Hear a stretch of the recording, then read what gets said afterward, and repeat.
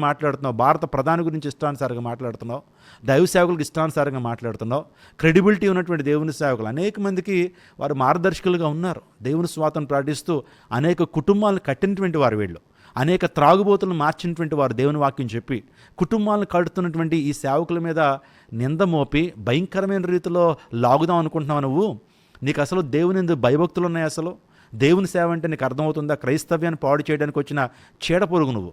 క్రైస్తవ్యాన్ని పాడు చేయడానికి వెలుగుతోతవి. ఏదో మంచివాడుగా నటిస్తూ క్రైస్తవ్యానికి ఇంత చిచ్చు పెడతావా? ఈరోజున అనేక మంది హృదయాలు కలవరంతో ఉన్నాయి. ఇప్పటికే 2 నెలల నుంచి సరిగా నిద్రాహారాలు లేవు. ఈ పరిస్థితి జరిగినందుకు అందరం బాధపడుతున్నాం. ఎందుకు ఇలా జరిగింది, ఎవరు హత్య చేశారు, ఏం జరిగిందని బాధతో ఉన్నటువంటి మాకు మరలా నువ్వు ఇలాంటి వ్యాఖ్యలు చేసి వాటిని సోషల్ మీడియాలోకి తీసుకొచ్చి ఇలాంటి వారు దుండగులు, వారు ఇలా 10 లక్షలు తీసుకున్నారు, 1 కోటి రూపాయలు తీసుకున్నారు, బ్లెస్సీ వెస్లీ గారు ఇలాగా, జాన్ వెస్లీ గారు ఇలాగని నమ్మకంగా పరిచయం చేస్తున్నటువంటి దేవుని సేవకుల మీద నింద మోపడం ద్వారా నీవు కానీ, నీ కుటుంబం కానీ, నీ పిల్లలు కానీ ఏ మాత్రం కూడా దీవెన పొందలేరు. దేవుని శాపం వస్తుందనే విషయాన్ని నేను జ్ఞాపకం చేస్తున్నాను. దేవుని సేవకులతోనూ అదే రీతిగా దేవుని సేవతో ఆటలాడొద్దు.